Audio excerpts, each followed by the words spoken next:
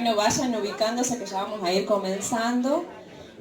Para los que no nos conocen, les cuento que somos un grupo Libélula, un grupo de gente que estamos organizando charlas sobre fotografía y producción audiovisual todos los meses. Tenemos un Instagram, Grupo Libélula Tube, Facebook también. Así que bueno, síganos por ahí. Y se van a ir enterando de todo lo que hacemos todos los meses. Bueno, y hoy nos acercamos un poquito más a lo que es la producción audiovisual que se está haciendo en la provincia a través de dos directores que tienen trayectoria. Mauricio, como director del cine en la fotografía, nos va a contar un poquito acerca de eso, cómo es la fotografía en el cine, cómo se trabaja en equipo. Y por otro lado también lo tenemos a Mauricio Acial, que está por ahí, no sé dónde está. A Martín Fácil, Mauricio Acial, perdón. Martín Fácil, que nos viene a contar hoy sobre, y a traernos su película, La Hermandad, su primera película como director, así que para nosotros es un orgullo que tener de nuevo aquí cine tucumano, hecho por tucumanos, insisto, siempre, es para nosotros buenísimo. Así que también él nos va a contar desde cómo se ha gestado la idea hasta, bueno, pronto su estreno ahora en agosto, ¿no? Así que bueno, ahora los dejo con Mauricio, que nos va a empezar a contar sobre su trabajo. Muchas gracias. Buenas noches a todos. Bueno, en primer lugar, gracias al grupo Libélula. Germán fue quien me invitó a dar esta charla. En un principio me dice, bueno, si vos podés charlar algo sobre lo que es tu trabajo como director de fotografía, y no quiero meterme en la parte técnica, si bien es ineludible en un director de fotografía o en un camarógrafo, y más que nada decidí trabajar sobre un punto flojo en lo que es la producción audiovisual en general, sobre todo en lo que es dinámica de grupos, que es cómo se organiza, cómo se organiza el trabajo en un equipo. Porque yo vengo de la fotografía, estudié en Facultad de Artes, en el 2003 egresé como técnico, y luego de eso empecé a trabajar más en la parte de cine. Me fui a Buenos Aires, hice cursos, estudié en la Universidad del Cine, y mi idea era trabajar en la parte de fotografía desde un principio. Ahora bien, la modalidad de trabajo de un fotógrafo está muy pautada por el trabajo en solitario, y en general nuestro referente absoluto en fotografía es, no sé si anda esto. Aquí arriba.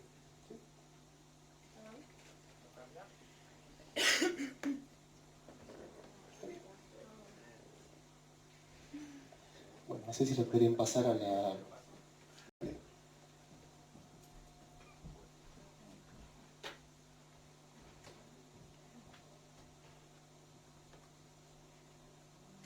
Es el señor Ansel Adams.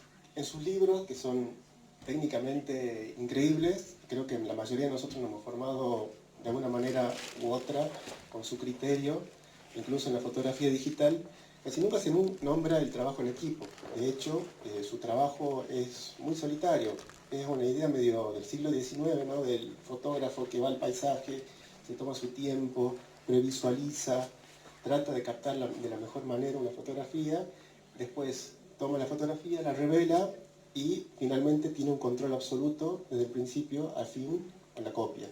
Vamos a pasar la otra. ¿Sí? Ahí está, perfecto. Bueno, ahí tenemos al señor Ansel Adams trabajando en uno de los parques nacionales de Estados Unidos, y al lado tenemos una pintura de Caspar Friedrich. También un poco está esa idea, ¿no?, del siglo XIX, de el hombre retratando la naturaleza, estando sobre el proceso, controlando todas las partes. Acá tenemos imágenes de cuando él trabajaba en el laboratorio, y una de las copias finales, que bueno, si alguno tiene la suerte de ver un original, son de un preciosismo y una técnica increíble. Ahora bien, una cosa es el trabajo solitario. Nosotros como fotógrafos salimos a cualquier lado, llevamos nuestra cámara, descargamos el material, lo procesamos, tenemos la posibilidad de ampliar la copia o imprimirla, y mandarla por algún medio por internet. Esa lectura de la imagen se va rompiendo en el siglo XX con fotógrafos como Cindy Sherman, donde empiezan a trabajar sobre otro medio de la imagen, y estos son de alguna manera referencias personales, cómo el cine fue de alguna manera metiéndose en la fotografía y dialogando con los fotógrafos. Jeff Walls, que es indiscutidamente un gran lector y un gran teórico dentro de la fotografía, donde ya empieza a exhibirse el dispositivo fotográfico, empezamos a trabajar ya con una imagen que deja de ser la transparencia. Hay un discurso puesto en la imagen y hay una ruptura de la representación. Eso es muy interesante en su trabajo, donde no solamente hay una lectura fotográfica o del dispositivo fotográfico, sino que también tenemos referencias a lo que es la pintura, a la deconstrucción de la imagen y a una nueva construcción. Por ejemplo, en esta obra basada o inspirada en los grabados de Hokusai. Jeff Walls también trabajó desde los inicios, cuando empieza a trabajar, empieza a imponerse el medio digital, con representaciones digitales, con muchas tomas y luego recompuestas en trabajo en postproducción. Y eso ya nos lleva a un punto donde el fotógrafo deja de ser un autor solitario. Se transforma en un trabajo en equipo donde, sí o sí, para trabajar de esta manera, ustedes ven en esta imagen que es cuarto destruido. Primero, es un cuarto que no existía en la realidad, fue construido completamente, fue iluminado artificialmente, y esto ya no está hablando de una puesta en escena. Y eso nos va acercando de alguna manera. Hay muchos ejemplos, yo solamente seleccioné dos. Hay fotógrafos que se fueron al cine, hay cineastas que se fueron a la fotografía. Por ejemplo, les puedo nombrar la fotografía de Tarkovsky, que es un gran cineasta y tiene una obra fotográfica preciosa. Hay fotógrafos de guerra, como Raymond Depardon, que tienen un trabajo fotográfico impecable en el fotoperiodismo, tienen una fotografía autoral, entre comillas, y luego también hicieron trabajos en cine que son, claramente se notan las raíces en el medio fotográfico, pero reconstruye el trabajo en lo que es el audiovisual. Y por último, como una apoteosis del trabajo de un fotógrafo que se embebe en el cine, me gustaría nombrar y mostrar algunas imágenes de Gregory Critson, que es un fotógrafo americano. Trabaja con una imagen que es linda, lo surrealista, tiene muchísima puesta en escena, y lo interesante de él es que en cierto punto él se posiciona como un fotógrafo que prácticamente no hace disparos. O sea, él prácticamente está detrás de la cámara, genera las imágenes, tiene un equipo de hasta 40, 50 personas trabajando, pero tiene su director de fotografía, tiene utileros, tiene maquilladores, ambientadores, trabaja con actrices, y su trabajo es así más o menos en las grandes producciones, donde todo este set que vemos acá está construido, se trabaja con actrices, se trabaja con luces de cine, no se trabaja con flash ni luz natural mayormente, y todo está compuesto con muchos meses de anticipación, con planos, con un proceso de trabajo en equipo bastante arduo, desde lo que es la toma, que se hace en formato grande, analógico, después se digitaliza el material y se trabaja luego, finalmente, en copias de pigmento con retoque digital. No sé si podemos apagar un poco la luz para ver mejor estas imágenes.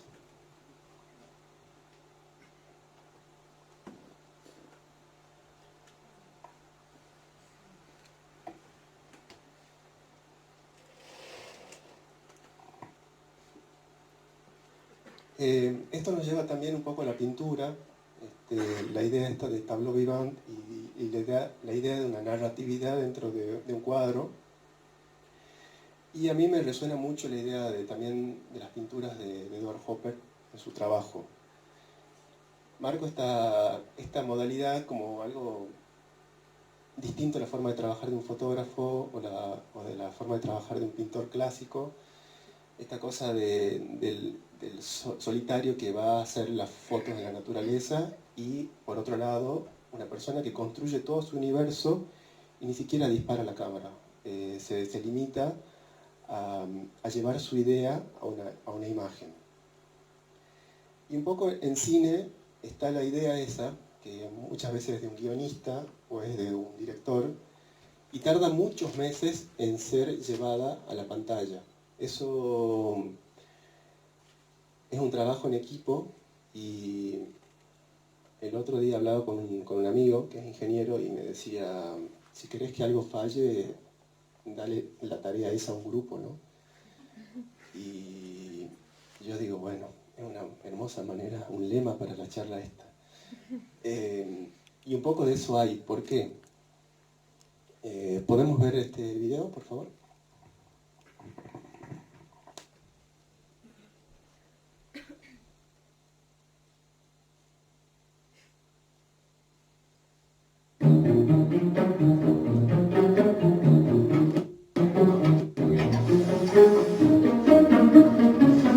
Making a feature is 24 frames a second. Making a Gregory Prizzi photographs, 1 frame a second, and it's more powerful than most features I've seen. Try sitting right more on the curb a little bit. The part could actually go back like another foot. Just move the phone a couple inches towards him. Maybe too much. Like that. My pictures are about search for a moment, a perfect moment. Look how beautiful that is. That's what I'm talking about. Something always necessarily goes wrong. Can we have quiet, please? I don't think there was ever a time where I didn't wake up absolutely feeling sick to my stomach. Position and hold. Gregory takes great pains to create these fantastical worlds that are seamlessly real.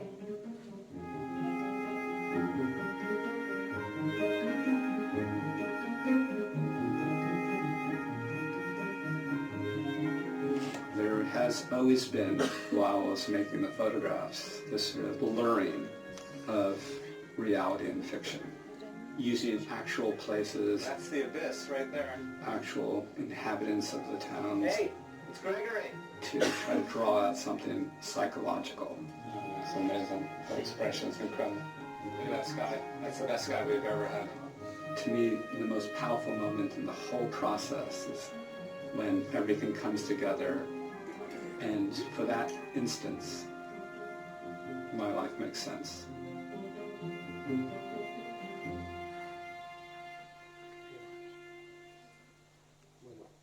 Eso es un tráiler de la película, un documental sobre este fotógrafo. Podemos prender luces y ustedes ven en la forma de trabajar de esta persona, se parece muchísimo al cine. Hay un movimiento, hay un momento donde se buscan locaciones, donde se descarta también lo que no le sirve. Hay una búsqueda también con respecto a la luz, el momento exacto donde se va a tomar la fotografía. Y eso es muy importante a la hora de trabajar como director de fotografía, como camarógrafos. De que todo lo que venimos trabajando, de alguna manera tenemos esa conducta como Ansel Adams, de decir, bueno, tenemos la posibilidad de previsualizar la imagen desde un principio al fin, pero tenemos muchísimos factores que tienen que ver con la dinámica del grupo. Ahora bien, un equipo de fotografía convencional está compuesto por más de 10 personas. El director de fotografía, quien es el que más se acerca al director, el que tiene un contacto con el proyecto de semanas antes que se empiece el rodaje, y es el que va a definir un poco la imagen final de una película, de un cortometraje, de una serie de televisión, de una publicidad. El camarógrafo, que a veces suelen ser la misma persona, el camarógrafo y el director de fotografía, Y después toda una serie de personas que acompañan en distintos roles. Esta forma de equipo técnico puede cambiar. Lo ideal es tener siempre un asistente de cámara que sea quien nos lleve un poco el ritmo, que nos permita trabajar con el material correctamente, que nos ayude a descargar un poco el peso que es trabajar como un camarógrafo en una producción grande, y que nos ayude en principio con el foco y también con lo que es el cuidado y el mantenimiento de los equipos, la limpieza de los lentes, el cambio de lentes durante una filmación. Tenemos un segundo asistente de cámara que también se dedica al cuidado de lo que es los lentes. A veces también en situaciones, por ejemplo, que tenemos sol, que tenemos lluvia, tiene que tener mucho resguardo lo que es el equipo de cámara. Una sombrilla, un paraguas en una lluvia valen oro. Y a veces tenemos la suerte de contar con un técnico HD o Digital Image Technician, que es el que nos va a permitir trabajar con ciertas LUTs, que son imágenes prearmadas, para que el director también pueda ver cómo va a quedar finalmente la imagen durante el rodaje, o un aproximado al menos. Es también el que se encarga de bajar el material muchas veces y de hacer una primera coloreada del material. El gaffer, que tenemos una persona que se encarga de la parte de la luz, de la parte técnica, y es sobre todo un rol humano muy importante, porque es el que va a estar a cargo de los eléctricos, las personas, los reflectoristas. En el tema de los eléctricos, a veces tenemos la suerte de contar con 2 o 3 personas para aliviar el trabajo pesado que es en la filmación. Imagínense, hay que cargar generadores a veces, hay que cargar líneas, hay que llevar y traer faroles, trípodes, bolsas de arena, todo lo que implica el movimiento, que es una filmación, como hemos visto en el tráiler de Gregory Critson. Y por otro lado tenemos un grip que se encarga de fijar la cámara en vehículos, en muchos casos, un operador de gimbal o steady, que son aparatos que actualmente están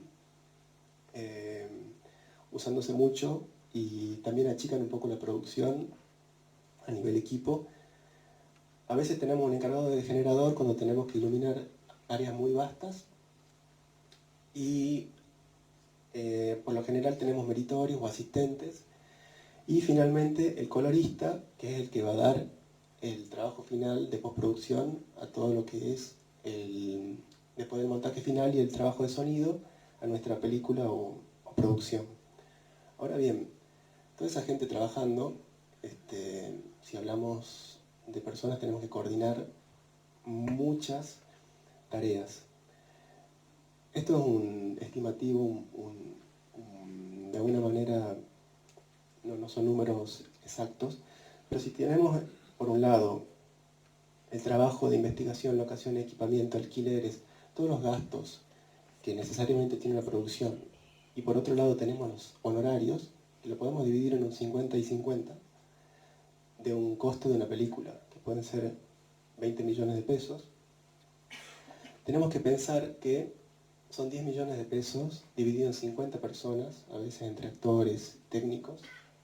Pongamos que cada persona, con suerte, cargas sociales, seguros y demás, conlleva un gasto de 200.000 pesos a una producción.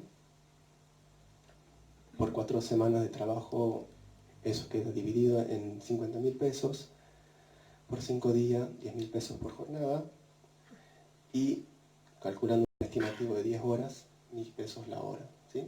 Eso es lo que cuesta en promedio una producción audiovisual, un estimativo como para ejemplificar. Ahora bien, en un rodaje, sin contar la parte de postproducción y el catering y demás servicios que están asociados, puede haber tranquilamente 25 personas en promedio en un rodaje. ¿Qué pasa si una persona llega 15 minutos tarde a un rodaje. No son 15 minutos tarde.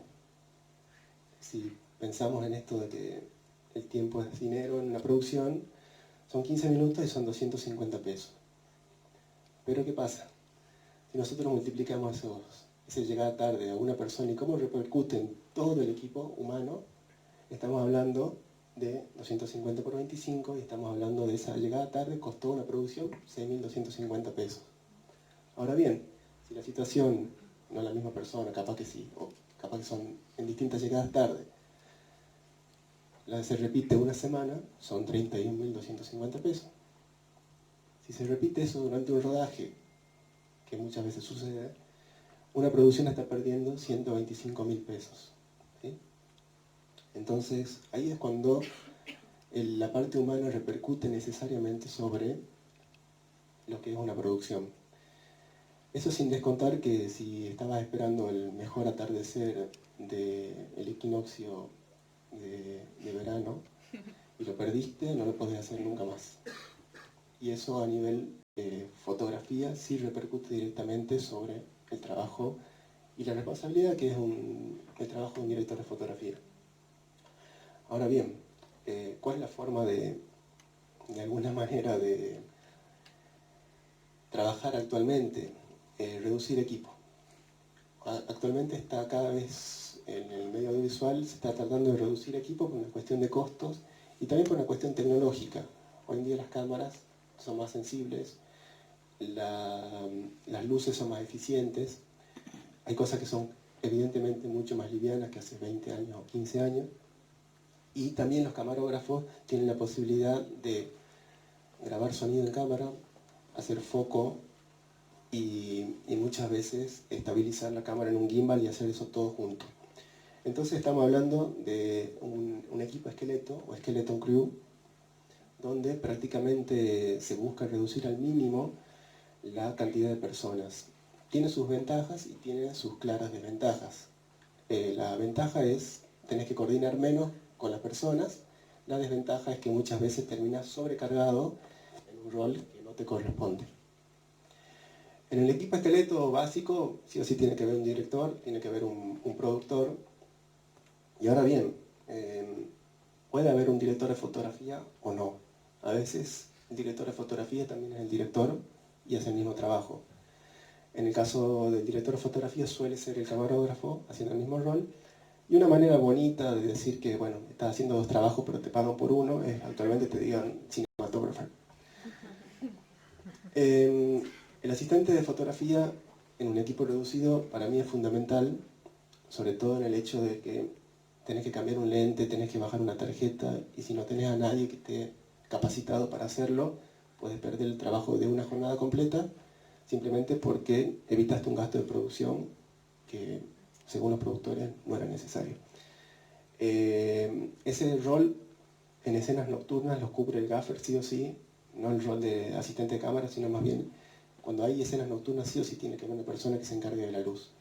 El director de fotografía no está bueno que haga el trabajo de hacer la cámara y además trabajar con las luces. Primero porque es riesgoso, se te puede pasar por alto algo y si estás trabajando con luces en un lugar con viento, por ejemplo, y no has trabajado bien el trípode, se puede caer sobre un actor, o sea, es peligroso. Por otro lado, en la parte donde también muchas veces se retasea es en el director de arte. Y pasa que de repente tenías una toma con un actor que tenía las mangas cortas y después viene la escena que tiene las mangas largas. Y no te sirve después en el montaje. Entonces, el director de arte está mucho más pendiente de esos detalles, si bien no es su tarea específica, porque eso sería de un continuista. Sí es importante en un equipo esqueleto trabajar con un director de arte, o al menos con un maquillador, porque primero las actrices o actores se van a sentir mucho más conformes si alguien está velando por su aspecto personal. Y segundo, los detalles, esos detalles que son muy importantes en el cine, porque el cine se hace a partir de detalles, no se pasan por alto. Sonidista, sí o sí también, tener una buena imagen, pero tener un mal sonido es un bajón. y un asistente de producción, asistente de dirección que salve las papas en más de alguna situación, como por ejemplo llevar equipos, llevar el equipo técnico. Al menos es una persona que siempre va a estar pendiente de la seguridad del equipo, de lo que es el trabajo, y también le va a dar una buena mano al director. Bueno, estos son algunos trabajos donde tuve la suerte de trabajar, y la verdad que fueron equipos humanos muy piolas, donde fue muy grata la experiencia del trabajo. Esto es Muñeco del Destino, que es la segunda temporada, y también fue interesante el hecho de haber grabado la primera temporada con una cierta calidad técnica y poder también, después de 10 años casi, hacer una segunda temporada, una segunda serie con otro tipo de imagen. Algunos capaz que conozcan, esto se pasó en la tele, acá en el Canal 10. La primera temporada está en YouTube, si la quieren ver. La segunda temporada está por salir en Vimeo. Y se trabajó con escala 5:1, por lo cual todo el trabajo de fotografía tenía que ser sí o sí a escala. Durante la primera temporada yo no dimensioné cómo era el trabajo a pequeña escala y sobreiluminé muchas cosas. Como que fue un trabajo también una experiencia única. Y en la segunda temporada ya estaba más preparado a decir, bueno, las cámaras son más sensibles, hoy en día puedes iluminar con cualquier cosa, prácticamente un celular, un pequeño LED, puedes intervenir las escenografías. Entonces, el trabajo de iluminación, por lo menos yo estoy mucho más conforme con la segunda temporada en cuanto al trabajo de la iluminación y también cómo se ha trabajado con el equipo técnico y los actores, en este caso los titiriteros, y todo el equipo también de producción y de dirección. Fue una situación muy controlada porque era en un set durante 4 semanas, digamos que 5, y en ese sentido la experiencia ha sido bastante buena. Y después tenemos una experiencia donde tenemos una situación completamente distinta, donde tenemos exteriores, tenemos que trabajar a un ritmo frenético, en situaciones donde mayormente había luz natural, como por ejemplo en este cortometraje de José Isa, que se llama Icoca. Cuando José me llama, me dice, mira, tengo esta idea, te paso el guión, y yo decía, esto es imposible de hacer. Y teníamos situaciones de trabajo en la puna. Esto es un scouting que hicimos justamente para definir cómo iba a ser la dinámica del equipo, cuánto tiempo íbamos a dedicarle a cada cosa, y fue muy, muy importante hacerlo. ¿Por qué? Estábamos yendo a Tolar Grande, que está a 3.500 metros de altura, en un lugar bastante rígido, bastante difícil de trabajar, donde muchas veces nos faltaba el aire, y teníamos que llevar a Rolly Serrano, que bueno, pesa 140 kilos, es una persona bastante grande y fuma, toma, coquea, todos los vicios, y la verdad que le costaba mucho caminar. Entonces dijimos, no podemos ir a Tolar Grande a 3.500 metros a menos que queramos hacer un corto post-mortem. Y nos sirvió muchísimo para definir dónde grabar. Entonces decidimos adaptar la historia con la cantidad de locaciones que teníamos a un lugar que era mucho más amigable, no era tan alto y quedaba visualmente bastante parecido. Bueno, esto fue durante el scouting. A mí me sirvió muchísimo este scouting. Yo traté de ir con la cámara que íbamos a grabar y por una sencilla razón. En la puna, al estar a mayor altitud, teníamos menos atmósfera y menos oxígeno y la cámara respondía distinto. Cuando vi las imágenes, cuando bajé acá y vi las imágenes con detenimiento, vi que todas las imágenes tenían un tono rosado. Y dije, pucha, primera vez que veo esto tan fuerte. Y era por la radiación infrarroja. O sea, el filtro de IR de la cámara no se bancaba tanta radiación. Entonces me sirvió un montón para decir, no, bueno, ¿cómo soluciono esto? porque si yo tengo este color en la imagen, después va a ser muy, muy difícil el trabajo del colorista para retocar estas imágenes. Le van a salir los rostros verdes, si es que yo ilumino. Entonces, en todo lo que ha sido exteriores, se trabajó con filtro IR, que evitó la radiación infrarroja y permitió de alguna manera que la imagen de final del corto sea más aceptable. Este es un guión técnico donde tenemos, que esta es la parte más difícil según lo que yo veía, tenemos una zorra y tenemos a Luis Serrano en una zorra esa de ferrocarril, que al principio no se mueve y luego empieza a correr viento y empieza a andar. Bueno, wow. ¿Cómo hacemos para mover una zorra sin que sea en postproducción? Con el viento justo en ese momento. Entonces empezamos a buscar locaciones y nos encontramos en este sector, cerca de una localidad que se llama Alfarcito, y la gente decía, no, a las 12 del mediodía empieza a correr viento. Bueno, wow. Llegamos a la mañana y no corría viento. Dijimos, bueno, es complicado acá. Y a las 12 del mediodía empezó a correr viento. Y bueno, eso nos permite también definir que el plano de la zorra tenía que ser en un horario determinado.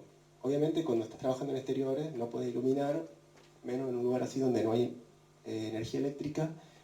Entonces teníamos muy en claro que teníamos que hacerlo entre la 1 del mediodía hasta las 4 o 5 de la tarde y ya deja de haber viento. Entonces, ahí es donde las herramientas tecnológicas nos están ayudando o nos permiten tener un control mínimo de lo que va a ser la luz en ese horario, en este caso ha sido el 10 de abril de 2018, y la dirección del sol aproximadamente en ese lapso de tiempo.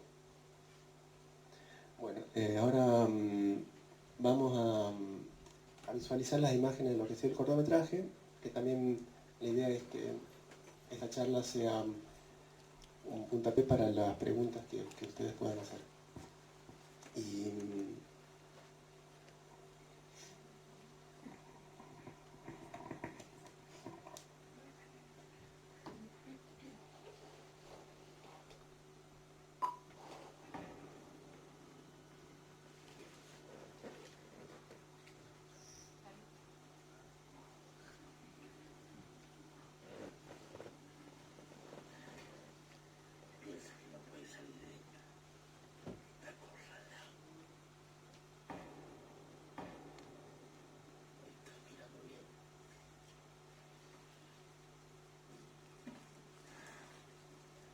Escuchame, abombado. Tenés que hacer un enroque ahí, ¿eh? Vos tenés que salvar a la reina. Eso es lo importante, salvar a la reina.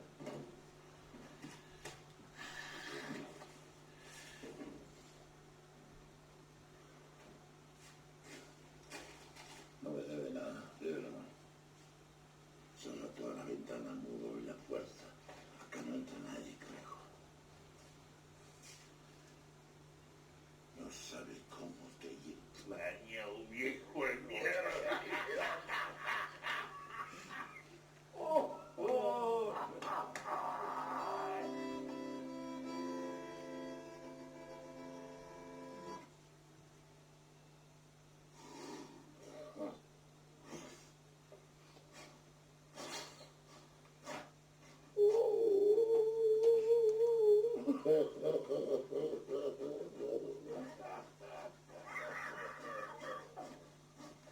Hace tanto que no escucho ese sonido. ¿Sabes quién hubiera sido un buen bagualero? Otis Redding, el rey del soul. Se acaba de morir, se le cayó el avión. ¿Cómo me gustaba el tipo? Chupemos. Es una cosa, man. ¿A qué venir? ¿Ves ese bolso? ¿Mm? Ese bolso es para mí una oportunidad. Tengo que llevárselo a ellos. Pasando por allá, en el corazón de la puna. Es la razón de mi vida. Y de alguna manera Así muchos años. Muy duros, muy crueles. Muy penosos, ¿no? Ellos, pues qué miedo de llevar ahí. Pero han hecho la vida. Pero no puedo decírtelo, no puedo comprometerte. Es muy peligroso. Bueno, vamos sobre rieles, que la vida continúa, mi querido. Salud.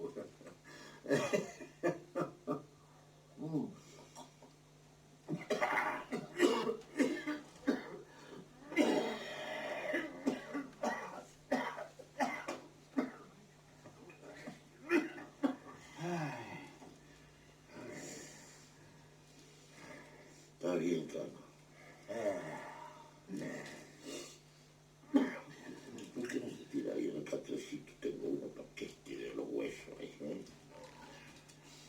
Vaya con Dios. Vaya con Dios, mi querido. Ay, Dios. Nadie como usted. Con Dios me iré. Pero deje la botella, mi amigo, porque a Dios no le va a servir. No vaya a andar tomando. No, Dios no le permite. Gracias.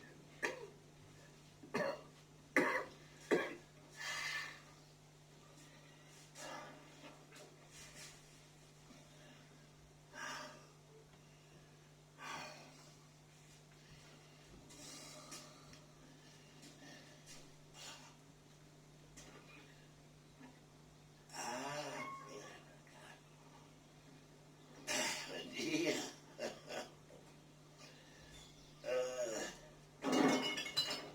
Mira. Parece que hemos tenido sed, ¿no? Hasta el agua los floreros lo toman. Ay, chango, ¿qué hace ahí? Pues, sos bamba, pues. Te he dicho que te voy a acostar, pues. Anda a entrar por el balcón, allá, anda allá. Se jode.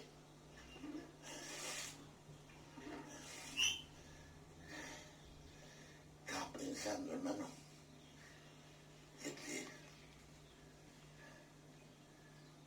¿Qué, Richard?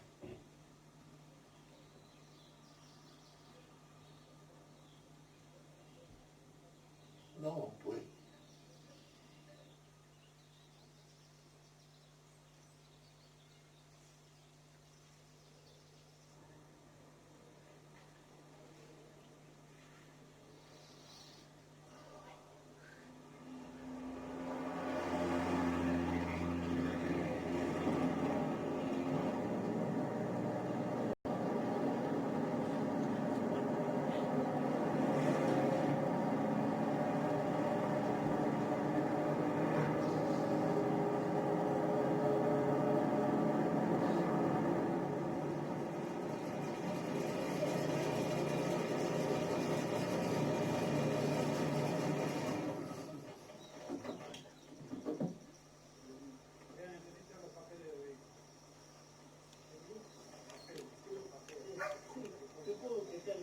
Pero, ¡basta!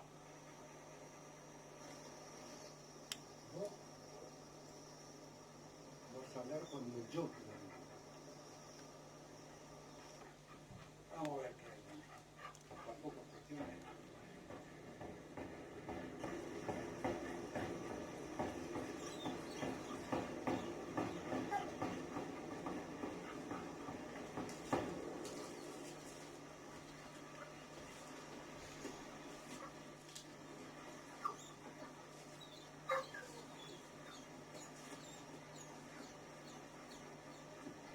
Quédate tranquilo. ¡Quédate quietito! ¿Dónde está? ¡Ya te vamos a encontrar!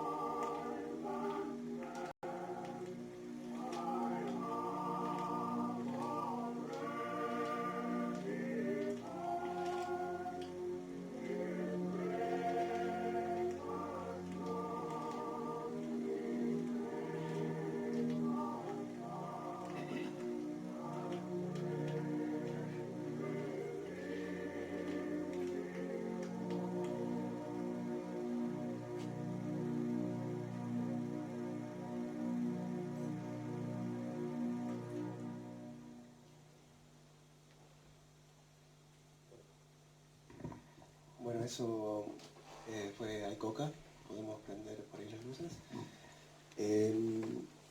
Esto ha sido un trabajo donde tenemos a dos grandes actores como Castro Loera y Rory Serrano. También fue un desafío, muchas cosas que tenían que hacerse en una o dos tomas, no podíamos extendernos más por una cuestión de falta de aire y básicamente la hostilidad del ambiente también un poco nos impedía a tener una cuestión más dilatada en cuanto a posibilidad de 4 o 5 retomas. Y lo que le quería mostrar era un poco las fotografías del backstage, que muchas veces cuentan mucho sobre lo que es el trabajo, cómo se está trabajando en un equipo. Se nota por las caras a veces de las personas, las actitudes. Y en este caso teníamos, por un lado, como les decía, a dos grandes actores en una situación, por un lado, muy controlada, que ha sido la pulpería, y teníamos, por otro lado, no actores, que era gente del lugar que se hizo un casting, y teníamos situaciones de mucho frío a la noche, y, bueno, por otro lado, el trabajo del equipo que ha sido muy bueno en todos los aspectos, tanto en el equipo humano, en lo que ha sido el trabajo con las personas, la relación con los actores y todo lo que ha sido también el resultado. Creo yo también ha sido bastante, por lo menos yo estoy bastante conforme. Eso, el trabajo de un director de fotografía, de un camarógrafo, es mucho más fácil si tenés un equipo a la vuelta que te acompañe. En este caso, el equipo de fotos estaba compuesto por 4 personas y que lo vi a Francisco Manzano ahí, que fue nuestro gaffer, Adrián Titoro, que fue el foquista y asistente de cámara, y después Dalmiro Zavala, que es de Salta y que nos ayudó toda la parte como eléctrico. Y en general no hubo ninguna baja. Tuve oxígeno, tratábamos también de tener todo cuidado con respecto sobre todo a la salud de Rolly. Y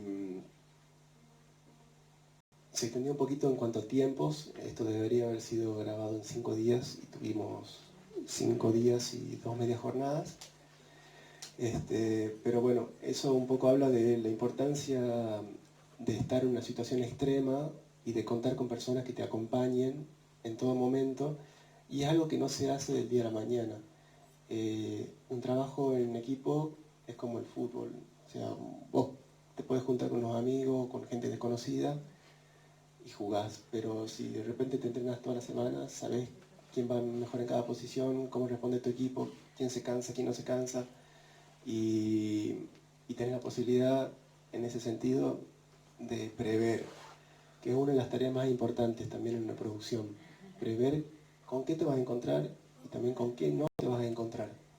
En este caso, lo del viento, que era algo importantísimo, funcionó, era casi la mística que tenía el corto, y nos divertimos bastante con eso.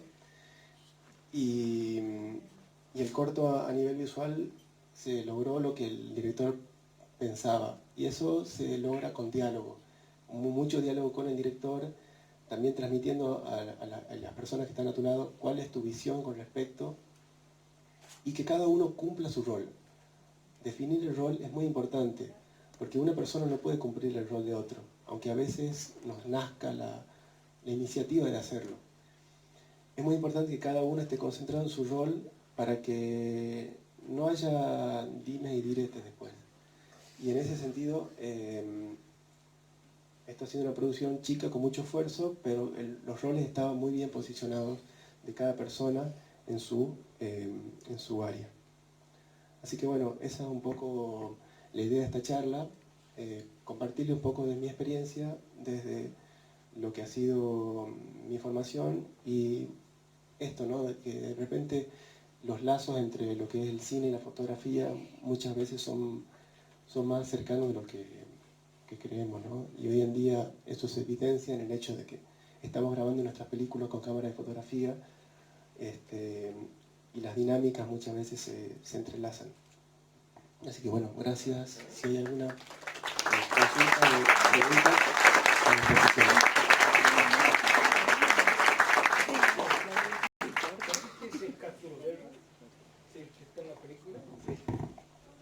Bueno, tenemos 10 minutitos para hacer preguntas, las vamos a hacer con el micrófono, así nos organizamos bien. ¿Alguno tiene una pregunta, perdón? ¿Sí? ¿Por ahí? Yo le hice fotos de la primera obra de teatro que hizo acá Castro Guerra. Ah, mira. Rosencrantz y Guildenstern han muerto. Sí. Una obra con Ricardo Salín en el subsuelo del Jockey Club, de lo que era el bar del Jockey Club, ahí donde alguna vez funcionó nuestro teatro. Cuando empezó ahí, y no lo hubiera reconocido obviamente hace 50 años o más que no lo veo, y se hizo con algunas diapositivas que me pidieron a mí que hiciera para ir proyectando mientras la obra se desarrollaba. Me alegra verlo, que todavía está vivo. Iba a hacer una pregunta yo técnica. En el momento que está sentado Castro Guerra con el bandoneón, se mueve hacia adelante y hacia atrás. Hay una luz azul. Bien. En el plano general o medio tiene una iluminación. Cuando hace el primer plano tiene otra iluminación. Bien. Eso también es algo que a veces tenemos que ceder. En el caso de la iluminación, es una de las... Hay dos cosas del corto que no me gustan, como hay cosas que sí me gustan. Una es esa, y la otra es el trabajo del puente con la composición en digital, que para mí es muy evidente, pero bueno, eran decisiones del director. En el caso de la luz azulada y la luz naranja, lo que pasaba era que en una puesta yo había armado la puesta, pero el sonidista necesitaba sí o sí colocar los micrófonos de una manera. Yo sabía que eso iba a saltar en lo que es la escena. ¿Por qué? Porque hay una discontinuidad de luz. Pero en ese momento dije, bueno, si yo no cedo acá, esta escena vamos a estar hasta las 4 de la mañana grabando acá. Entonces, eso sí es uno de los errores que a nivel fotografía está presente y también tiene que ver con esto, ¿no? En un momento hay que saber decir, bueno, cedo un poco de mi área para poderlo desarrollar. Ahí posiblemente han trabajado con 2 distancias focales. En el momento que está en un plano general, no alcanza a, digamos, se hace para atrás y tiene la luz azul, bien, le toma la mitad del cuerpo y todo. Cuando cambia la distancia focal que hace el primer plano, ¿por qué no se echó para atrás? Ha quedado para adelante y salió del haz de luz. A veces lo que sucede es, si el montajista tiene ojo fotográfico, te va a elegir una toma o va a tratar de empalmar el momento donde tenés una continuidad de luz. A veces está fijándose más en las cuestiones de actores, entonces no hay una continuidad de luz. Eso muchas veces pasa y muchas veces también sucede que, como esto ha sido grabado en 3 momentos distintos de la misma escena, hay distintos tipos de situaciones. En el caso de la luz, sí había planteado yo una forma de iluminar. A veces pasa, y eso es muy importante trabajar con el sonidista, de decir al sonidista, che, antes que vayamos a toma, fíjate dónde va el micrófono. A veces como director de fotografía pensamos en qué lugares puede ir el micrófono y a veces se nos pasa de alto. Entonces se nos pasa por alto. Entonces eso sí es importante tener en cuenta que el cine se hace con una sucesión de planos que después tienen que ser montados. Entonces tiene que haber un raccord o una continuidad de luz. Eso, y también pensando en lo que es las distancias focales, y ya entrando un poquito en el aspecto técnico, tenemos que manejar el lenguaje correctamente y trabajar conjuntamente con todas las áreas para que esos errores se minimicen. Bueno, ¿alguna otra pregunta?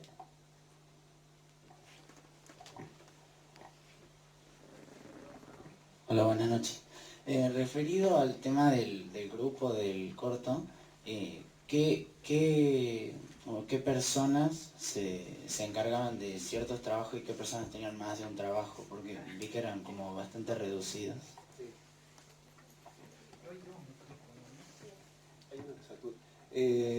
Lo que se definió, bueno, muchas veces el trabajo y los roles se ven delimitados por la parte económica. Entonces, yo por ejemplo manejaba la camioneta y llevaba los equipos y trabajaba como camarógrafo y hacía la luz. Después, en el caso del eléctrico, que es Dalmiro Zavala, él nos llevó al scouting porque era un conocedor de la zona, trabajaba con cultura y turismo de Salta. Y la verdad que su presencia ha sido muy importante porque sabía hasta dónde calentar agua para tener un termo con agua caliente. Entonces, esos detalles, esos oficios que se logran solamente conociendo los lugares, él lo tenía asimilado. Y en el caso de sonido sí ha sido como muy delimitada su participación, el director de sonido por un lado, el microfonista por el otro. Yo creo que no hubiesen podido hacer más nada porque realmente las condiciones de sonido eran muy malas y el resultado final del sonido directo es muy bueno. Entonces, ahí estuvo Rufino Basavilbaso como sonidista y él tenía su microfonista que tiene mucha experiencia en largometrajes. Y entonces sí había como una cuestión de roles definidos. Pero a veces es necesario dividirse en dos y tener la posibilidad de cubrir otra área, porque si no las cosas no se hacen. Imagínate, a la noche teníamos pensado terminar a las 12 de la noche, pero no había posibilidad. Teníamos que tirar luz a 100 metros, otra luz a 100 metros, entonces te falta el aire, no tenés posibilidad de andar corriendo ahí, y de noche las cosas son más difíciles porque tenés el riesgo de tropezarte. Entonces, siempre las cosas se hacen mejor si tenés tus ojos y mente concentrados en una tarea. Si te empezás a dividirte ya es más complicado. Y en este caso del corto, si bien éramos pocos, cada cual cumplía su rol. Por ejemplo, el jefe de producción hacía las imágenes de dron, pero era un momento donde estaba ya pautado que esa persona iba a hacer eso en ese momento. Y por lo general el catering ha sido muy bueno, teníamos ya elegido los lugares donde parar, teníamos que tomar mucha agua porque te deshidratas con mucha facilidad en esos lugares. Y como te digo, los resguardos de salud y de lo que es también la parte de cuidados también. O sea, tenés que siempre en las producciones tratar de ir con un seguro médico, una RT, mínimamente que te cubran los salarios que establece un sindicato o alguna asociación como en la televisión. Y en ese sentido, nuestra tarea como trabajadores del audiovisual es pelear por un medio que sea económicamente rentable hacer nuestra actividad, porque es una actividad, como les decía, de mucho detalle, y aprender esos detalles lleva mucho tiempo, muchos años. Entonces, muchas veces lo que más se valora a la hora de cuando alguien te llama es que vos podés resolver esos detalles o confían en vos para resolver esos detalles. Entonces, un director de fotografía tiene noción sobre lo que es electricidad, lo que es el trabajo con las cámaras, con los equipos, en qué situaciones, hasta qué situación podés llevar el equipo ese que estás trabajando. Y la otra es trabajar armoniosamente con tu equipo humano, porque podés ser muy bueno en la parte técnica, pero si te llevas mal con tu equipo, repartís mala energía a todo tu entorno. Bueno, si queda alguna preguntita la vamos a hacer al final, ya le podemos preguntar a los dos chicos. Les damos un fuerte aplauso a Mauricio, gracias por su tiempo, su experiencia. Perfecto. Bueno, y ya lo habíamos nombrado a Martín Falsi, nos va a presentar su película La Hermandad, y nos va a contar un poco acerca de cómo ha sido todo el proceso. Aquí lo dejamos con él. Gracias.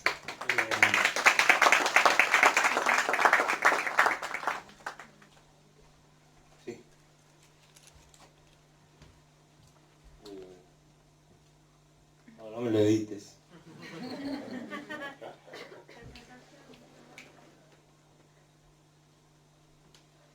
Bueno, gracias por invitar. ¿Está bien ahí, no? Porque sí. Las piernas, bueno. Mi nombre es Martín Falsi, soy director, productor, filmo cosas básicamente, de hace como 8 o 9 años. Me pasó muy rápido. Este era en realidad un repaso, pero no hace tanta falta. Bueno, soy egresado del Gymnasium. Ese que tiene las mechas soy yo. Bueno, eso es, salgo del colegio y entro a la escuela de cine. En la escuela de cine, bueno, fui presidente del centro.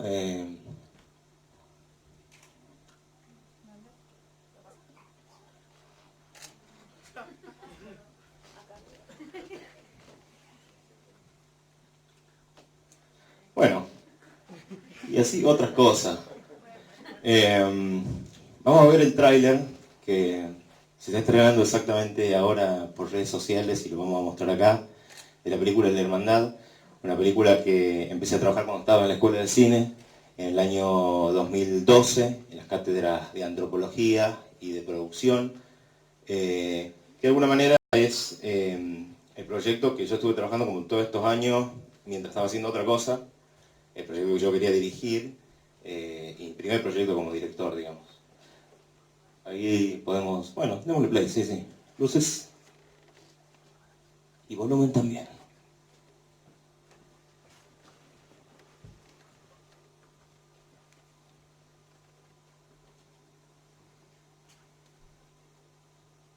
Tenemos que cuidar entre nosotros. No hay lugar a la violencia. En este campamento, en Paver 2017, no hay lugar a la violencia.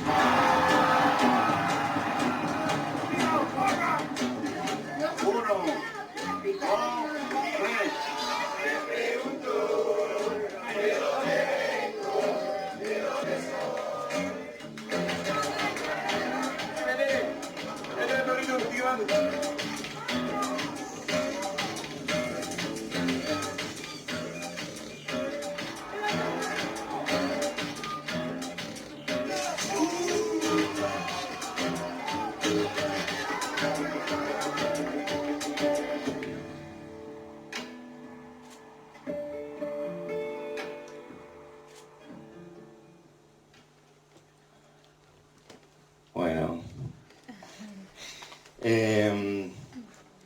la película se estrena el sábado, acá en el festival, en la competencia. Hay 2 pelis tucumanas en competencia y 2 pelis también salteñas.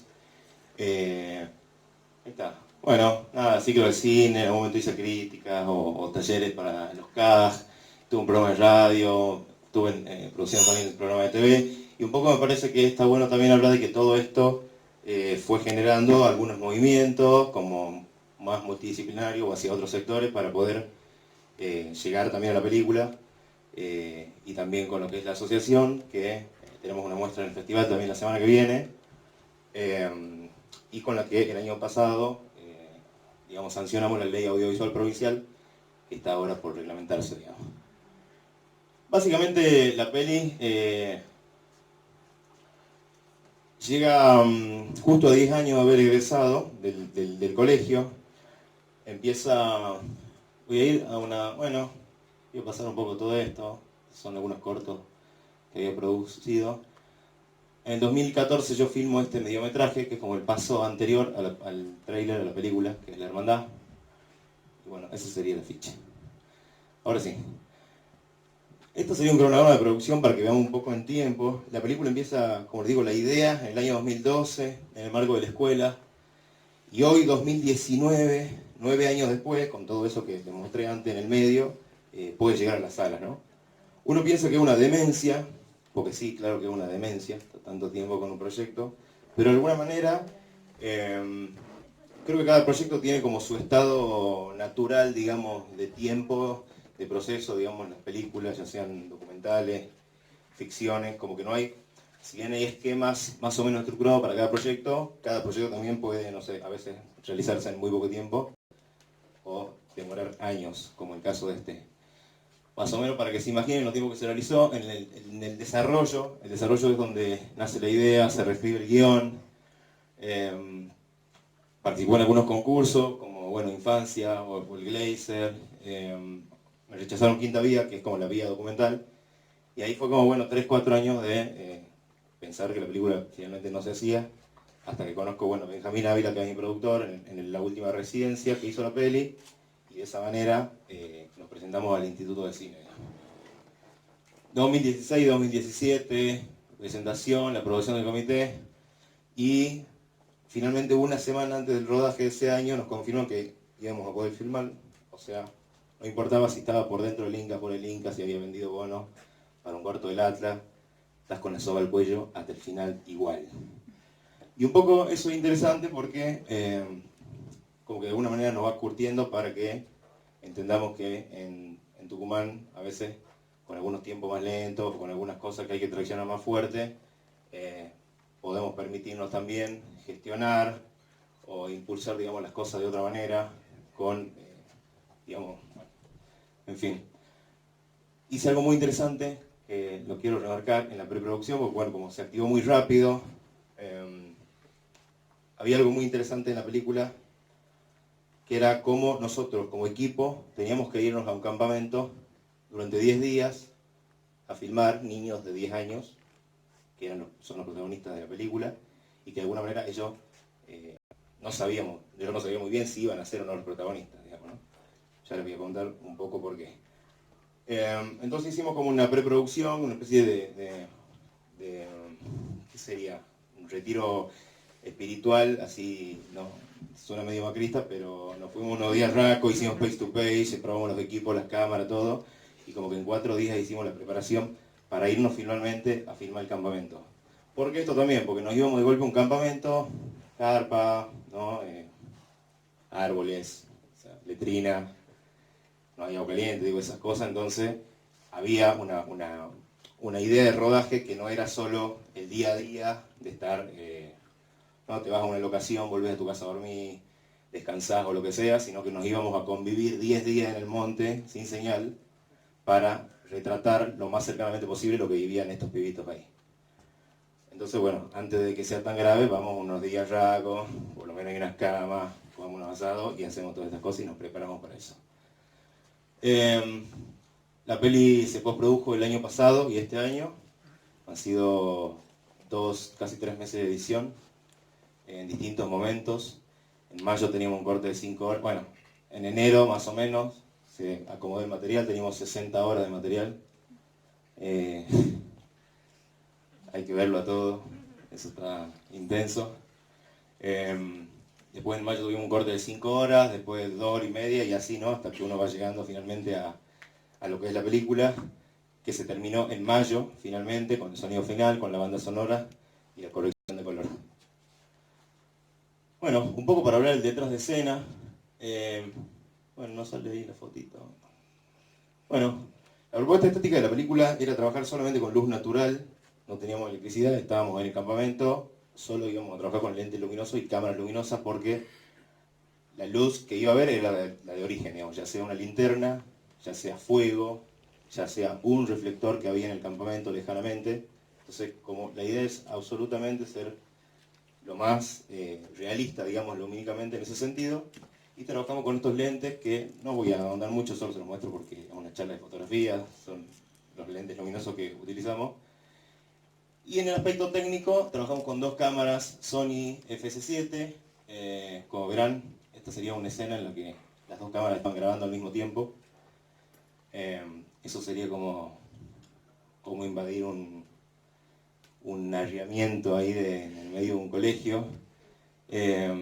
Había algo muy particular en la película, que tenía 2 unidades de cámaras porque íbamos a seguir muchos chicos y porque había eventos que sí o sí necesitábamos tener 2 cámaras o momentos donde sí o sí teníamos que tener esas cámaras distanciadas grabando, digamos, ¿no?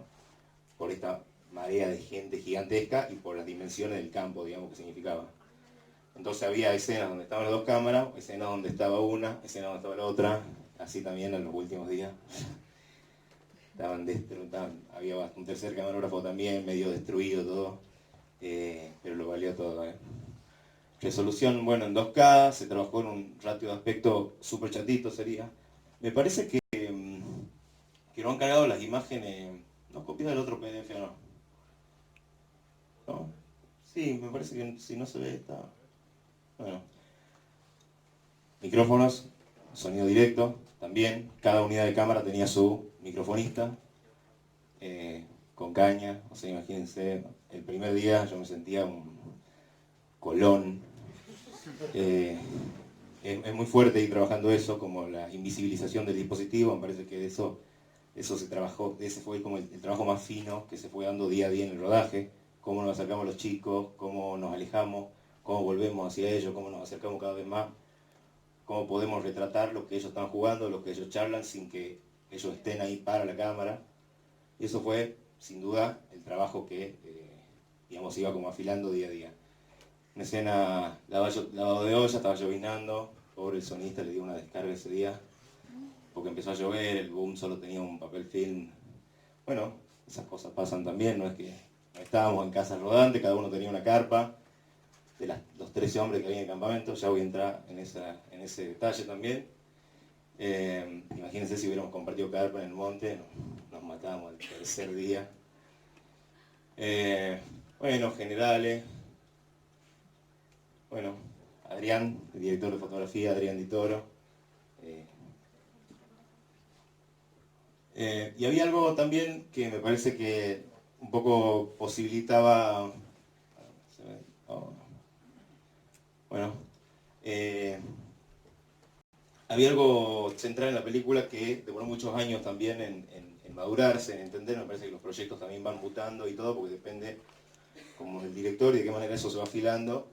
Y tenía que ver cómo este campamento, con todas sus particularidades, reflejaba o representaba una universalidad en la forma de construir la masculinidad a través de la fuerza, y cómo con eso había ciertas capas y contradicciones, digamos, entre los juegos, ¿no? Entre cómo a veces, de qué manera se tratan, se insultan. Entonces había, esa intención de ir también, de retratar ese inicio de ese tipo de masculinidad, de esa pérdida de la inocencia, de lo que son los chicos que ingresan al colegio, porque la película se ve a través de los chicos que ingresan al colegio, reflejaban de alguna manera también el punto de vista del espectador, y por eso se decide de alguna manera que ellos representen o sean la llave, digamos, que va abriendo ese campamento junto con el espectador. Entonces había una necesidad particular que era cómo ir, o sea, cómo construir este equipo técnico, ahí por ahí conectándolo con el que hablaba Mauri recién, de lo importante que es la parte humana para cada proyecto y de qué manera construirse. Yo me acuerdo que en el campamento, bueno, cuando yo iba al colegio, había empezado a ir profesoras mujeres así de golpe, ¿viste? Era como súper raro. Y básicamente, un año hay una enfermera mujer, nosotros en el sexto año llevábamos médicas mujeres y había todo como una revolución, porque claro, la única mujer en el momento era una médica. Entonces se daba una cosa muy, muy extraña de comportamiento, porque claro, éramos 500 tipos aislados, en esta cosa de hombría desaforada de alguna manera. Entonces había algo muy fino que tenía que ver cómo, o sea, construir ese equipo, con quiénes, con qué edades y demás, para que ese camarógrafo, digamos, pueda estar en la carpa, o por ejemplo yo me acercaba a él, charlaba un poco, estábamos, y ese camarógrafo después se quedara ahí, y ese niño que esté ahí se olvidara inmediatamente que ese camarógrafo estaba ahí, porque había una presencia, como una especie de construcción, que eso es lo que me inquieta y que son las preguntas que después hablar la película, de qué manera se construye esa masculinidad, de que cómo somos entre hombres solamente, supuestamente, ¿no? O cómo nos dicen las instituciones que hay que hacerlo, y cómo eso se rompe cuando hay una mujer, por ejemplo, en el caso, como yo lo digo, de una médica que generaba como toda una inquietante, una cosa ahí absurda, pero que bueno, tenía como mucho peso antropológico, digamos, ¿no? Y de esa manera, bueno, formamos este equipo que no lo pueden ver porque estaba en la foto siguiente, qué sé yo, Tacó, Marta Valentino, así como un montón de chabones de la escuela de cine y demás, porque había algo desde lo antropológico del equipo técnico, de tratar de replicar esa cosa de varonil, de hombría, para mimetizarse con los niñitos de 10 años, que cuando ellos estén sean como medio iguales. En la preproducción en Raco planteamos una especie de reglas de juego que tenía que ver, bueno, cómo el equipo técnico iba a estar en el campamento, cuándo, de qué manera, digamos, algunas cosas se iban definiendo y cómo evidenciarlas o no.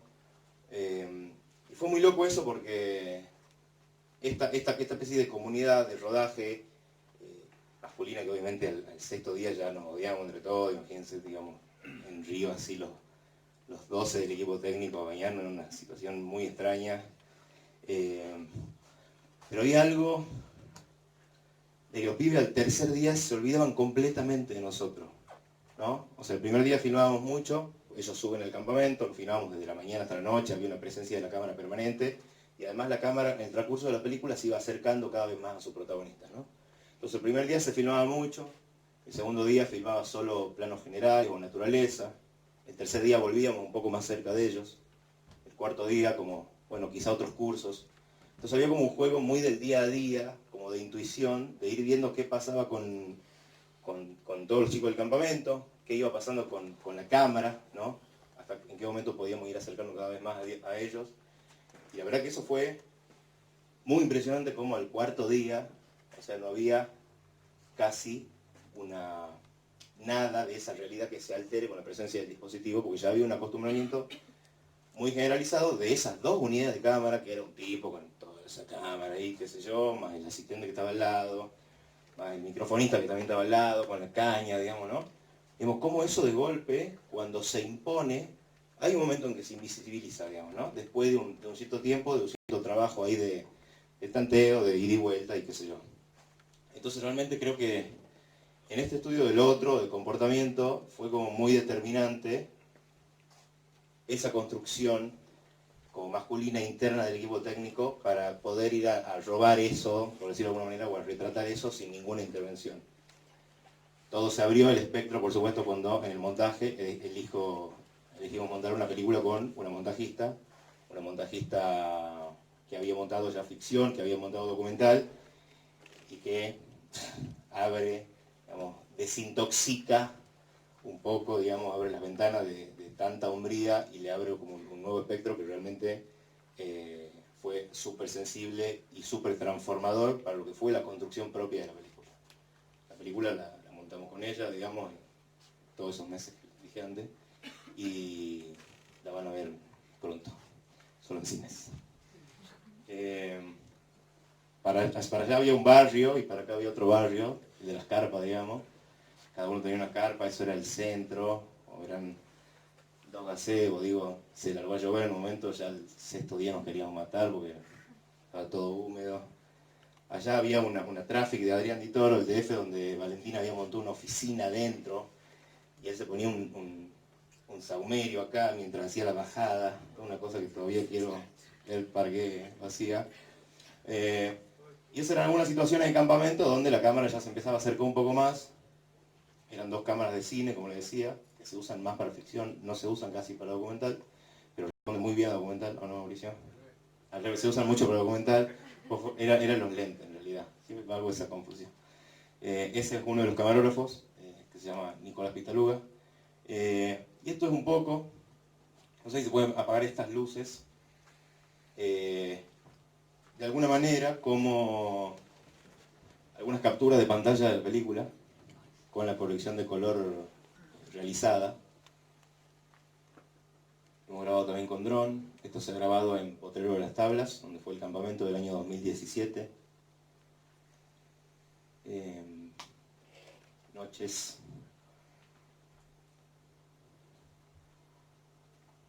Mucho color, mucha saturación, mucha inquietud también en algunas imágenes, puede pasar. Había un trabajo también, en un principio yo pensé que la película iba a ser como súper estática. El documental que había filmado, que yo pensé que iba a ser la película y que terminó siendo un mediometraje, era más una especie de álbum de fotos en movimiento. Y cuando el guión sigue mutando y también madura hacia el lado de los pibes, es como que la cámara sola tiene su momento de quietud y tiene su momento de vamos, seguir al pibe, ¿no? Entonces, en ese sentido, esa construcción por ahí más intelectual que yo había hecho en un inicio también, de una película muy observacional y que necesariamente tenía que ir desde el tiempo que tenía que transcurrir para sentir el peso de ese personaje ahí, se transformó a algo más, un poco más dinámico quizá, un montaje más propio de la ficción, jugando con esas dos cámaras que estaban en algunos momentos y mintiendo mucho en el montaje, algunas escenas que son de distintos días y que están puestas como el mismo día, o que eran los últimos días del campamento y están al primero, o ese tipo de cosas que después hace que la construcción, digamos, esas imágenes como registrado, tenemos después la libertad de hacer lo que queramos un poco, ¿no? Entonces, bueno, había un juego ahí permanente, había algo que impresionaba mucho cuando inicia el proyecto, que era que las carpas entraban perfecto en el encuadre. Si te ponías de frente con la cámara, era como estaba ahí el 239.1 sin que hagas nada. Entonces había algo muy atractivo ahí cinematográficamente, digamos, ¿no? O sea, desde la imagen, en un inicio que a mí me impactaba mucho más allá de la dimensión y la cantidad de capas por ahí que te abría el campamento mismo. Algunas noches, bueno, el fogón como otro único origen de luz del campamento. Esta es una corrida del zorro, juego que se hace mucho, aunque no sepamos bien por qué. Y esto es, bueno, unas linternas, que era el único objeto que nosotros como equipo técnico habíamos de alguna manera potenciado, ¿no? O sea, no teníamos luces en general, de nada, pero nuestras linternas a la noche potenciaban, reforzaban desde algunas esquinas, lugares, algunas escenas, y esta, por ejemplo, sería una de esas. Bueno, esto es un poco La Hermandad, película que se estrena el 15 de agosto, mi primera película como director, y me gustaría que intercambiemos el tiempo que queda, no hacerlo mucho más largo, ver qué opinan, qué dicen, y gracias de nuevo a Libélula, a todos los chicos. Gracias.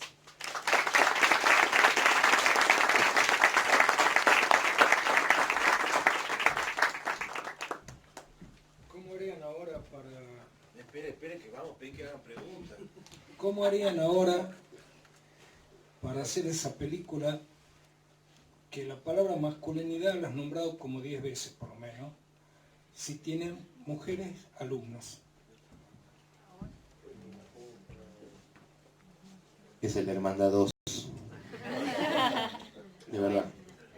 Estamos empezando a idear ese proyecto, que es cuando estos protagonistas están en el último año y estén las niñas ingresando y haya niñes en todos los cursos, digamos, ¿no? Estamos hablando de acá 8 años, cuando no solo ingresen chicas, sino cuando ya haya chicas en todos los cursos y se genere realmente nuevos movimientos y formas en ese campamento. Vos sos el director. Sí. La idea parte de la masculinidad en base a la fuerza, sí, según tus palabras. Eso va a tener que cambiar totalmente cuando lo hagan con mujeres. La masculinidad es un tema que hay que tocarlo con mucho cuidado, y con mucho cuidado dentro de un colegio. Por lo tanto, yo considero, bienvenido sea, a pesar que hubo grandes resistencias para que entren mujeres al colegio, bienvenido sea que han entrado mujeres y que además se pierda ese sentido de la masculinidad, y peor en base a la fuerza. Es lo único que puedo criticar de tu discurso y de tu idea, no de la película porque no la conozco. Y de eso se trata, no la vi todavía. Ahí va a haber el discurso y la idea un poquito más. Sí. Sí. Igual no entiendo el punto que le parece tan álgido a usted. Dígalo. Si la idea viene por la hermandad, en base a que el campamento, tengo experiencia con los campamentos de gimnasio. Sí. Si la idea viene para mostrar en una película que la hermandad se basa en la masculinidad en base a la fuerza, no me parece que sea una película constructiva. Ese es mi punto de vista. Perfecto. Ahora, bueno, cuando venga la nueva parte, veamos cómo se compensa. Bueno, pero vea la primera primero, para ver después qué pasa en la segunda. Porque vos has hecho una está bueno lo que dice, porque me parece que es un poco el eje de hacia dónde va a empezar a ir la película. Sí, perdóname, vos has hecho una aclaración. La montajista, con su sensibilidad, cambió algunas cosas.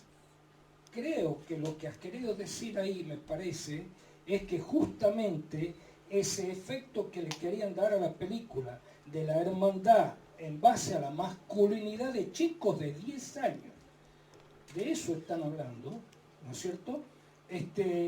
Se ha modificado a favor y se ha hecho mejor la película, supongo, en ese sentido. Sí, en ese sentido me parece que la película pasó por varios procesos. En un inicio estaba el punto de vista puesto en los adultos solamente, en el curso que organiza el campamento, y con la maduración, digamos, de los años y algunos hechos que sucedieron, como por ejemplo que ese año apuñalaron a uno de sus compañeros, hubo cosas que no estaban en el guión y que sucedieron ese año y que tomaron de alguna manera presencia a esa película. La película creo que plantea o busca plantear esa dicotomía y esa contradicción de esa masculinidad, como el afiche busca quizá empezar a develarlo, que se trata de esta masculinidad que supuestamente se construye por la fuerza, pero que se permite en un solo momento sentir, y cómo se permite sentir también, que es un poco de lo que trata de la película, digamos, cómo eso se empieza quizá discursivamente a construir desde los niños hasta los adultos, digamos, y esa hermandad es quizá la capa por encima que está de eso, con todas esas contradicciones, tal cual usted lo plantea, que me parece que la película lo que viene a hacer es abrirlas para que las charlemos. No viene a traer, no es una película institucional del colegio, ni es una película, no es un folleto contra el colegio. Desde los chicos se abre el campamento, se devela ese mito, como me gusta el eslogan que encontré, y me parece que está bueno, tal como usted dice, pensar en esa segunda película. Estamos pensando ya, pero me parece que está bueno que la vea y me diga qué opina. Una buena sería entonces la película una buena crítica, si es que interpreto tu pensamiento, una buena crítica a ese concepto que ha primado en dos colegios, fundamentalmente de la universidad, el Instituto Técnico y el Gimnasio Universitario. Todavía hay alumnos del Instituto Técnico, yo he tenido, tengo hijos que han ido, uno al técnico y otro al gimnasio. Bien. Así que conozco desde adentro, De adentro, el problema. está perfecto. Todavía existe, y esto vos que sos exalumno lo debes saber, todavía existe la hermandad en el Instituto Técnico que se reúnen 50 años, 40 años, 30 años después y festejan como si fueran criaturas de 10. Yo creo que esa estructura, digamos, debiera ser un tema de crítica y no un tema de alabanza, ¿no? Me parece. Y ahí es donde yo creo que puede apuntar la película, si es que interpreto lo que vos me dices. Muy interesante, muy interesante. Gracias. ¿Alguien más tiene alguna pregunta para hacer? Sí, yo una que no, seguro le dijiste que no escuché. ¿Cuántos días dura el campamento? El campamento dura 10 días para los más grandes, los más chicos están 8 días. Si no me equivoco. Nosotros fuimos unos días antes y nos quedamos un día después para desarmar todo. Yo no desarmé porque colapsé ahí, me enfermé. Me desarmaron hasta la carpa, pero sí, una semana. Y fue, bueno, los 10 días ahí se empiezan a sentir ya al tercer, cuarto día que está con la cámara esa y la lluvia y la humedad. Está intenso. ¿Y vos sabías desde antes, sabías dónde se iba a hacer, como para ir a dar una mirada, planear algo? Nosotros hicimos un scouting un mes antes del campamento que se confirma que iba a ser ahí en Potrero. Vamos al lugar, un poco lo recorremos, vemos, no sé, tomamos los tiempos que nos llevaba a cruzarlo al lugar, ir de una punta a otra, todo ese tipo de cosas como para más o menos medirlo, tomamos fotos, filmamos y definimos un lugar también donde vamos a hacer la base, que es lo que siempre en un scouting se define, que es donde el equipo técnico se va a instalar. Y en este caso, bueno, eran 10 días de instalarse, ¿no? Bajo el sol, bajo unos árboles. Hicimos unos buenos choris, estuvimos todo el día ahí recorriendo el lugar y por suerte ya cuando fuimos a instalarnos ya teníamos muy planificado dónde, cómo, qué espacio teníamos, a qué distancia íbamos a estar del campamento, más o menos unos 100 metros. Sí. Y la última de mi parte. ¿Tenía como un guión, te dan como un guión del campamento, va a hacer esto, hoy se hace esto, o ahí sobre el día? Todos los días lo rompían. Es como, ahí estaba el juego también me parece, porque había algo entre de juego interno nuestro como equipo y de trabajar con adolescentes que son cuando éramos adolescentes, digamos, nos estamos responsabilizando, pero estamos todo el tiempo como en un juego. No es como, che, te he dicho que vengas a las 3, llegás a las 3. El adolescente va a llegar a 3 y media, 4, o a las 4 te va a decir que no va a ir, ¿no? Eso pasaba todo el tiempo. El último día, la despedida, iba a ser a las 6 de la tarde, terminó siendo como a las 10 de la noche, no teníamos luz. Yo me acuerdo que me senté en una silla, no podía, como bueno, filme, ya está. O sea, no había manera de controlar nada y tenía que haber visto con eso de que todos los días también se iba mutando, íbamos adaptándonos para ver qué filmábamos. Cada día el campamento tiene un cronograma que va cambiando, que más o menos tiene estructura, pero cosas cambian. Y teníamos definido con un guión, con el guión de la película, que había sido escrito como si fuera un guión de ficción, o sea, con diálogos, con situaciones, con el co-guionista, con Jairo Cejas, que era compañero mío y uno de mis mejores amigos, escribimos esta peli, y muchos años estábamos viendo cómo encarar el guión, y finalmente decidimos encarar el guión como si fuera un guión absolutamente de ficción, con diálogo de ficción, y todas situaciones que sabíamos que habíamos pasado 8 años y que iban a pasar. No importaba de otra manera, o con nuevos personajes, pero entonces fuimos por esas situaciones, y de alguna manera esas situaciones son las que se terminan después construyendo en distintas partecitas ese todo que termina dándole sentido, creo, a la película. ¿Contesté o no? Sí, un cronograma era necesario. ¿Alguien tiene más preguntas?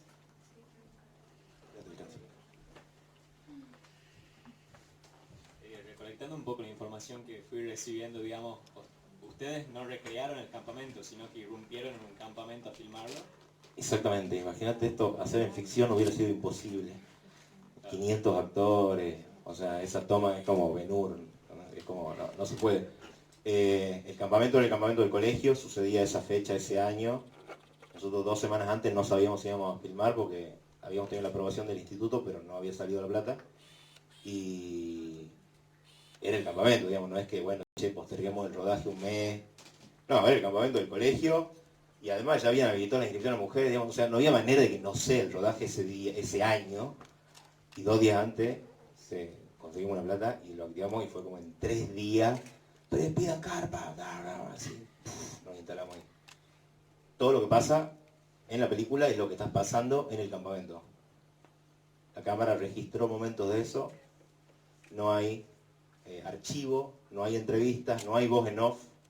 Son esos protagonistas de ese campamento viviendo su campamento y nunca se les pidió nada a ellos también. Todo lo que pasa, pasa para la cámara y pasa porque pasaba ahí. Una sola cosa le pedí, que después que la vean le voy a decir un plano, cuál es ese único plano que sí lo pedí, que creo que valió la pena.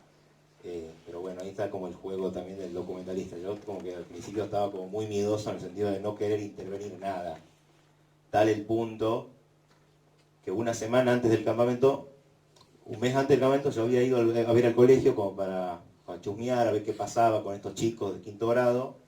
Y bueno, tuve feeling con algunos, con otros no, con esos que tuve feeling y que yo creía que un poco representaban distintos perfiles, estaban en una carpa y desde esa carpa, desde esa parte, se filmaba el todo, digamos, que era el campamento. Entonces, había habido algo muy importante también, que era cómo hacer que ellos no actúen frente a cámara o no se predispongan y no diferencien ahí lo que están haciendo en su realidad. Y la decisión mía fue, bueno, yo no sé si de esos 10 van a quedar 2, 5 o 4 en el montaje, digamos. Entonces yo nunca les dije ni al campamento cómo se iba a hacer la película, ni a ellos, en el sentido de que si iban o no a ser los protagonistas. O sea, la decisión fue, bueno, vamos a filmar desde acá el todo, vamos por ahí, y el montaje se fue definiendo, digamos, algunos personajes que quedaron, otros que no quedaron, pero todo lo que quedó es la realidad, digamos, total, si se puede decir, de ese campamento, y bueno, de eso se construye, digamos, el docu. No tiene ficción, no tiene bueno, no tiene, no sé, archivo, viste, cosas que por ahí en el documental es lo primero que se va. En el montaje el productor me decía, bueno, fíjate una voz, pensala. Yo un par de días así que le quería dar vuelta y decía, no, era como, la realidad es más, mucho más que lo que yo pueda imponer ahí, eso, o sea, eso es autenticidad, el juego es auténtico, es real, el desprejuicio. Entonces, el meollo de la cuestión era cómo retratar eso sin alterarlo de ninguna manera. Y también pasó algo que me parece que los chicos están tan acostumbrados a los medios digitales, que claro, al tercer día veían la cámara y se acercaban, incluso algunos como que la veía, o veía el cuadro así, se hacía el boludo y se acomodaba. Como veía que estábamos filmando una conversación acá y ya el otro ya entendía cómo funcionaba, ¿no? Entonces digo, había como mucha conciencia de golpe en algunos momentos de otros que estaban por ahí, que ya entendían dónde estaba la cámara. Y también había tanta conciencia de la cámara en los cursos donde no habíamos filmado casi, que cada vez que una unidad de cámara se acercaba, había un rechazo casi inmediato, absoluto, a la espalda. Y nosotros habíamos sido muy claros también, del principio, preguntar, que el que no quería que lo diga, digamos, hicimos un trabajo ahí muy insistente, que el que si no se quiere, si se siente incómodo, lo que sea, que lo diga, y también que no miren a cámara, como un pedido, digamos, porque lo que miraba a cámara no iba a quedar. Entonces, si bien en el montaje se borran todas miradas a cámara, que es tan finito ese trabajo también, y se han acostumbrado ellos a no darle bola a la cámara, que terminó quedando de alguna manera como si fuera una ficción, digámosle, en términos de puesta en escena, aunque todo lo que pasa es verdad. No sé si... O por lo menos por ahí va la búsqueda. ¿Y crees que como director te resultó más fácil no estar pensando en cómo sucede cada escena, cada plano, sino que la cámara y toda la acción fluya, más allá de la cantidad de personas que había, digamos? Y me parece que va dibujándose ahí. Es como vas viendo qué te permiten los chicos, qué pasa con la cámara. De golpe sucedía algo en el campamento que no sabíamos qué iba a pasar y, bueno, vamos ya, hay que hacer eso. O pasaban muchas cosas en el campamento que, como era organizado por adolescentes, nos enterábamos después que habían pasado y no se filmaron. Entonces, había como esa cosa muy del día a día, pero también muy planificado como si fuera ficción desde el guión. Entonces, no sé, por decirte, si en el guión teníamos una situación de un pibe que le revisaban las manos en la cena, bueno, había una construcción de una escena de escena, como registrando y buscando distintos momentos que varios representen esa situación, hasta que un día, bueno, filmábamos la escena y teníamos el momento exacto que le revisaban las manos, ¿no? Y cómo con esos pequeñas escenitas y detalles de esa realidad se iba construyendo lo que, bueno, esa hermandad con esas contradicciones, que espero que la vea y me diga algo después. Bueno, ¿alguna otra pregunta?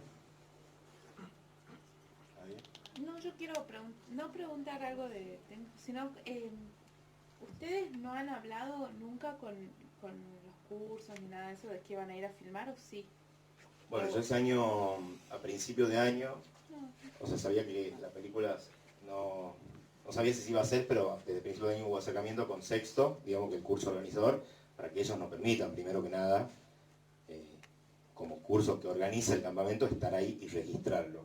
Y después se dio como que para mí potencia la película, que digamos, cambio de paradigma histórico, que tuvo que ver con dos hechos puntuales, que tanto fue el asesinato del pibe como el hecho de que sea el último campamento de varones. Y esas dos cosas fueron como, bueno, como con más razón hay que registrar sí o sí. O sea, no hay manera de no registrar cómo eran estos campamentos, porque esto ya no va a ser, esto ya no es y ya no existe en algún punto. Entonces se habló con los de Sexto, bueno, ellos nos permitieron, y de ahí con ellos también el tema de la carpa. Y bueno, y con los chicos, ellos ya la vieron en la película, la vieron antes, la vieron sus padres. Antes de filmarlo, por supuesto, todos los padres filmaron sesión de imagen, eso hay que decirlo. Antes de que la película salga la vieron ellos, también ahí, porque ahí también sabíamos quiénes iban a quedar más y quiénes no también. Y también esto de, bueno, de no decirles que iban a ser protagonistas, porque capaz que yo le decía a uno, che, te elegido, y él se sentía el elegido, o de golpe en la edición volaba, y ese pibe, a los 11 años, no sé, ¿entendés? Como, había una cosa ahí también. ¿Te respondió o no? Sí, no, y con los changuitos, los más pequeños, ¿sabían ellos que ustedes iban a ir a filmar o solo los más grandes? No, sabía todo el colegio. Vale. Sabía todo el colegio y casi todos los padres de todo el colegio. Les llegó, digamos, la sesión, nos hemos concentrado, por supuesto, en los más chicos, que eran los que más nos interesaba de ese lugar. Y fue muy loco para mí cómo se dio, porque también yo empecé con una idea quizás más enojada, como acá yo lo decía, con ese de la legitimidad y la fuerza y demás.